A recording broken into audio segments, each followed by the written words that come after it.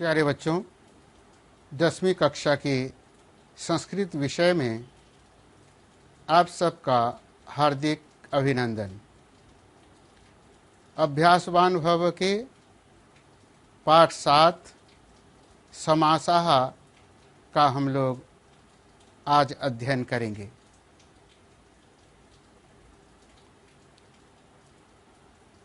चार समास होते हैं: अव्ययीभाव, तत्पुरुष, द्वंद्व और बहुव्रीहि। आज हम अव्ययीभाव, तत्पुरुष का विभक्ति तत्पुरुष और द्वंद्व तत्पुरुष का इतरेतर द्वंद्व, इनको आज हम समझेंगे। तो सबसे पहला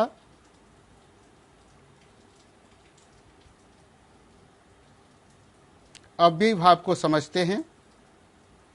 इत्थम वयम जानीमः यत्, इस प्रकार हम जानते हैं कि अव्ययीभाव समास पूर्व पद प्रधान होता है।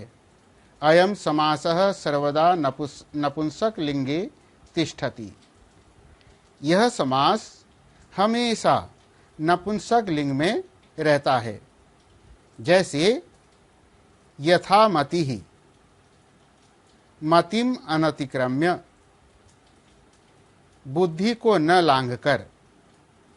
यथा के स्थान पर अनतिक्रम्य, अनु के स्थान पर अनुरूपम, अनुगुणम, गुणानाम अनुरूपम, अनुगुणम। निर्बाधम, बाधानाम अभावः, यानी कि रुकावटों का अभाव होना। अनुरथम, रथस्य पश्चात, रथ के पीछे। निर्विघ्नम, विघ्नानाम अभावः, रुकावटों का अभाव। प्रतिमासम, मासम मासम इति प्रतिमासम। उपगुरु, गुरोः समीपम, गुरु के पास। अधिहरि, हरि इति। सपरिवारम, परिवारेण सह, परिवार के साथ। प्रतिदिनम, दिने दिने इति प्रतिदिनम।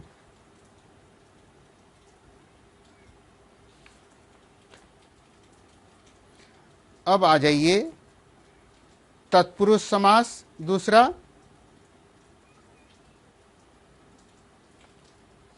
तत्पुरुष समास में जैसा कि मैंने आपसे कहा था कि विभक्ति तत्पुरुष का अध्ययन करेंगे। अतः यस्मिन् समासे प्रथमः पूर्वपदेषु द्वितीया विभक्तितः सप्तमी विभक्ति पर्यन्तं विभिन्न विभक्तीनां प्रयोगः भवति, सह समासः तत्पुरुष विभक्ति तत्पुरुष समासः भवति। इसलिए जिस समास में प्रथम पूर्व पदों में द्वितीय विभक्ति से लेकर सप्तमी विभक्ति तक अनेक प्रकार के विभक्तियों का प्रयोग होता है, वह समास विभक्ति तत्पुरुष समास कहलाता है। तो कुछ उदाहरणों को हम लोग समझते हैं। ग्रामगतः, ग्रामम गतः, गांव को चला गया, द्वितीय तत्पुरुष। पर्वतारूढ़ः, पर्वतम आरूढ़ः, पर्वत पर चढ़ गया। कालिदास लिखितम, कालिदासेन लिखितम, कालिदास जी के द्वारा लिखा गया।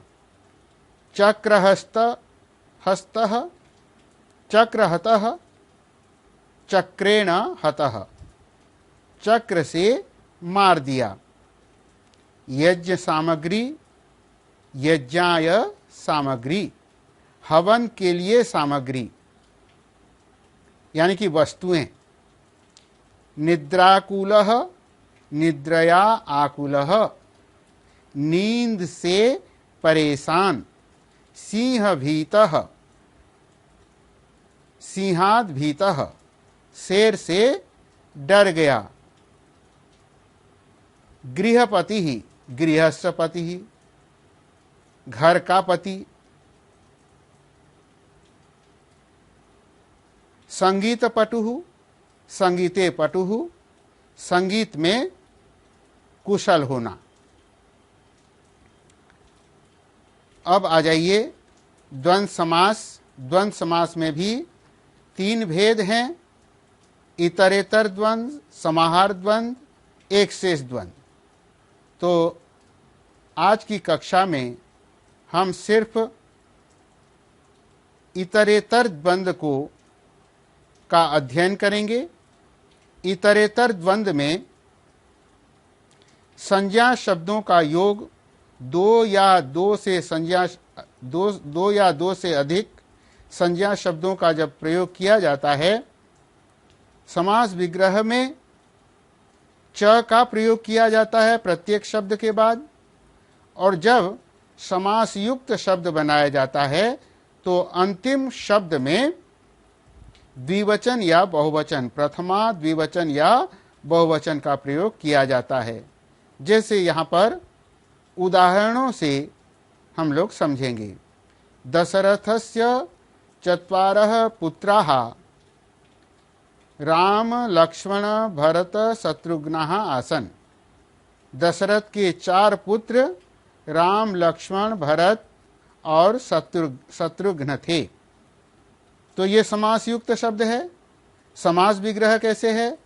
रामः च, लक्ष्मणः च, भरतः च, शत्रुघ्नः च। ये समास विग्रह हो गया। राम लक्ष्मणौ मिलित्वा अगच्छताम। राम और लक्ष्मण मिथिला को गए। रामः च, लक्ष्मणः च। यहाँ थोड़ा ध्यातव्य है कि जैसे रामः च, सीता च अगर करेंगे तो राम सीते बनेगा, क्योंकि स्त्रीलिंग सीता आकारांत स्त्रीलिंग है, इसलिए आ ए आहा होता है। इसलिए अंतिम शब्द में जिस लिंग का द्विवचन या बहुवचन होगा, या अकारांत, आकारांत, इकारांत, उकारांत आदि होगा, तो उसका जो है द्विवचन या बहुवचन का प्रयोग किया जाता है। मयूरी कुक्कुटौ संवदतः। मोरनी और कुक्कुटी बोल रही हैं।